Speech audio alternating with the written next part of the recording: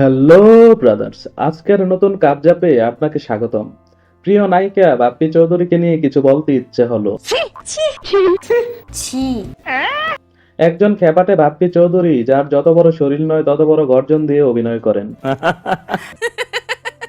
বাপ্পি চৌধুরীর প্রেমিকা একবার ফুচকা খেতে গিয়ে মত বদলিয়ে চটপটি খেতে চাইলে তোমাকে ফুচকাই খেতে হবে বলার মাধ্যমে ইতিহাস গড়েন বাপ্পি চৌধুরী। আমার সঙ্গে ফাজলামি করবে না। কি বলছিস তুই? এটা কোনো কথা তাছাড়া ওই মুভিতে বাপ্পি চৌধুরীর অভিনয় ছিল ডার্ক রোমান্সের হিরোর মতো। বলেন কি? বাপ্পি চৌধুরী এমন একজন যাকে আপনি নায়ক নায়িকা দুই হিসেবেই মুভিতে চালিয়ে দিতে পারবেন। মুভিতে নায়ক বানিয়ে ওই মুভিতেই হালকা মেকআপ করে নায়িকা হিসেবে রাখলে দর্শকের বাপও বুঝতে পারবে না ওইটা যে বাপ্পি চৌধুরী। দেখা যাবে বাপ্পি চৌধুরী নিজেই নিজের সাথে প্রেম করছে, অথচ দর্শক তালি দিচ্ছে।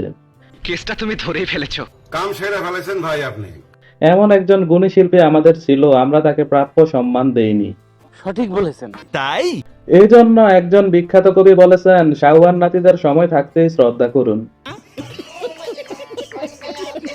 এফডিসির অনেক পরিচালকের মতে বাপ্পির মতো নায়ক আগামী 100 বছরও আসবে না। হ্যাঁ ভাই, আমিও একমত, কারণ সে dinosaur material. Oh my god. ডাইনোসরদের যেমন ভূত বুদ্ধি থাকে না, ঠিক তেমনি আমাদের বাপ্পি চৌধুরীরও কোনো ভূত বুদ্ধি নেই। উনি কোনো পরিচালককে না বলতেন না, সিনেমা হোক মানহীন কিংবা বস্তা পচা, তাতে কি, টাকা তো আসছে। খালি মাল কামামু।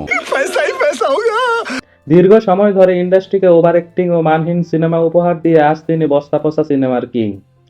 থ্যাঙ্কস। আর যাই হোক না কেন, ফুচকা ও চটপটির কারণে হলেও ভবিষ্যৎ কাপলরা তাকে অমর করে রাখবে। এসব ফালতু কথা আমার সামনে বলবো না।